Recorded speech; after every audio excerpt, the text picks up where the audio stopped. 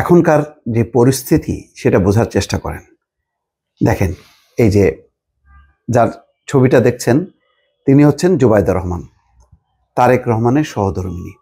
তিনি লন্ডনে আছেন, তিনি রওনা হয়েছেন, তিনিও রওনা হয়েছেন ঢাকার উদ্দেশ্যে। তিনি আসবেন, এসে তার উদ্দেশ্য শাশুড়ি আম্মাকে নিয়ে তিনি ফিরবেন।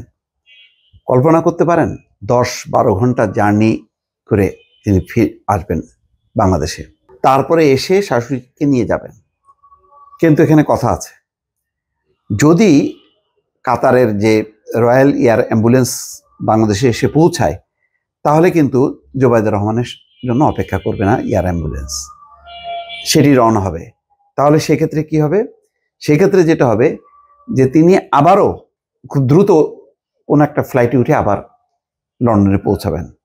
কারণ যে মেডিকেল বোর্ড গঠন করা হয়েছে সেই বোর্ডের অন্যতম সদস্য হচ্ছেন জুবাইদা রহমান, যিনি লন্ডনে বসে তিনি এবং তার স্বামী তারেক রহমান, যারা বেগম খালেদা জিয়ার পুরো স্বাস্থ্য চিকিৎসা সমন্বয় করেছেন।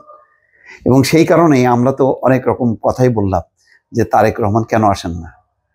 তারেক রহমান এখানে আসলে যে ভিড় ভাট্টা, যে পরিস্থিতি তৈরি হতো, আর আমাদের তো এমনিতে জানেন কাণ্ডজ্ঞান কি পরিমাণ কম, সব কিছু ভুলে দেখা যেত যে তারেক রহমানের নামে স্লোগান দেওয়া শুরু করতো একটা, এবং সমস্ত মিডিয়া তখন মানে একটা নেগেটিভ রিপোর্ট করা শুরু করত। বরং যে কাজটা দরকার বেগম খালেদা জিয়ার চিকিৎসা, সেই কাজটাই কিন্তু আসলে করেছেন তারেক রহমান এবং জুবাইদা রহমান।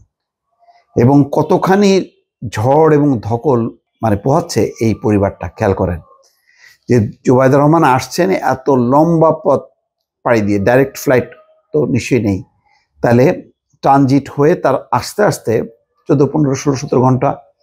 তারপরে কিন্তু তিনি মানে কোনো বিশ্রাম বাদ দিয়েই যদি ধরতে পারেন এয়ার অ্যাম্বুলেন্সটা, তাহলে এয়ার অ্যাম্বুলেন্সে করে যাবে শাশুড়ির সাথে লন্ডন। আর যদি না হয় তাহলে আবার কিন্তু এইরকম ভেঙে তাকে পৌঁছাইতে হবে লন্ডনে। শুধু কল্পনা করেন, আপনি আমি পারবো এইরকমভাবে এইভাবে জার্নি করতে? তারা কিন্তু করে যাচ্ছেন এবং কোনো রকম আওয়াজ নেই, কোনো কথাবার্তা নেই। আর আমরা কিন্তু নানা সময় এই হচ্ছে সেই হচ্ছে, এটা হয়ে গেছে ওইটা হয়ে গেছে, কত রকম কথাবার্তা বলছি। আপনি শুধু কল্পনা করেন এই পরিবারটা কি পরিমাণ প্রেশার নিচ্ছে। শুধু কি মানে তিনি তার মায়ের মানে স্বাস্থ্য চিকিৎসা নিয়ে ব্যস্ত আছে? না, দলের কাজও কিন্তু করছে। এই সময় কিন্তু নির্বাচনের কাজও করছে।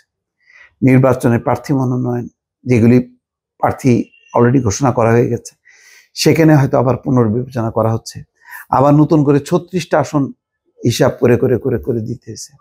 27টা আসন রাখা হয়েছে, কাদেরকে দেবে কাদেরকে দেবে না, এই কাজটাও কিন্তু একইভাবে করতে হচ্ছে। এইটা মানে আমি যত সহজে বলছি দর্শক, কাজটা কিন্তু অত সহজ না, কাজটা একেবারেই সহজ না।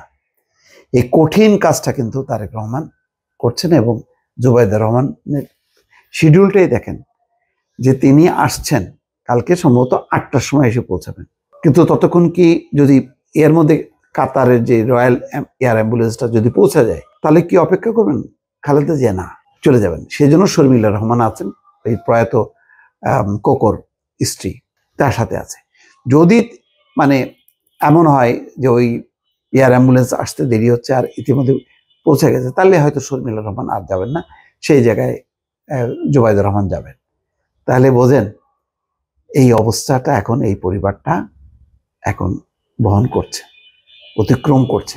খুবই খুবই একটা ক্রুশিয়াল সময় দর্শক। আমরা বরং এই সময় এই নেত্রীর জন্য দোয়া করা, এবং যাতে তাদের এই পরিশ্রম, এই যে এটা যাতে বৃথা না যায়, যাতে বেগম খালেদা জিয়া আবার আগের অবস্থায় চলে আসতে পারেন, সেই কামনা করা ছাড়া আসলে আমাদের আপাতত কিছু করার নেই দর্শক।